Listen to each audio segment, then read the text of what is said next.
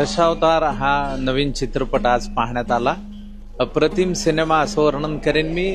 एकतर अलीकडच्या काळात दाक्षिणात्य सिनेमा। नमस्कार मित्रांनो, दशावतार चित्रपट हा रिलीज होऊन 8 ते 10 दिवस झाले। एक आठवडा कंप्लीट झालेला आहे। ते एक आठवडा झाल्यानंतर मकरंद अनासपुरे मराठी सिनेमामधले खूप मोठे कलाकार आहे, त्यांचा पण ह्या चित्रपटावर रिस्पॉन्स आलेला आहे। त्यांनी पण ह्या चित्रपटाबद्दल रिव्ह्यू दिलेला आहे। तर त्यांचा काय रिव्ह्यू आहे काय नाही हे आपण पाहू। आणि जे लोक दशावतार चित्रपटाला ट्रोल करीत होते, खराब चित्रपट म्हणत होते, त्यांनी पण हा रिव्ह्यू पाहण्याची खूप गरज आहे।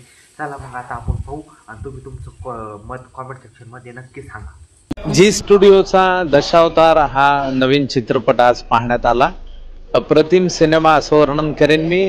एकतर अलीकडच्या काळात दाक्षिणात्य सिनेमांची खूप आपल्याला स्पर्धा वाढलेली आहे। त्यामधलं जे ग्रँजर आहे ते मराठीमध्ये का नाही असं प्रेक्षकांची जी विचारणा आहे, त्या अनुषंगाने या सिनेमात ते ग्रँजर मांडण्याचा प्रयत्न केलेला आहे। दिलीप प्रभावळकरांनी 80व्या वर्षी सुद्धा ज्या ताकदीनं आणि ज्या विविध शेड्सच्या साह्यानं काम केले ते हॅट्स ऑफ आहे। सर्वच कलावंतांची कामं खूप चांगली आहेत। खूप उत्तम छायाचित्रण आहे, खूप उत्तम म्युझिक आहे। त्यामुळे हा सिनेमांना रसिकांना भावेल याची खात्री आहे। गोष्ट सांगून रसभंग करत नाही, आवर्जून चित्रपटगृहात या आणि या चित्रपटाचा आनंद घ्या।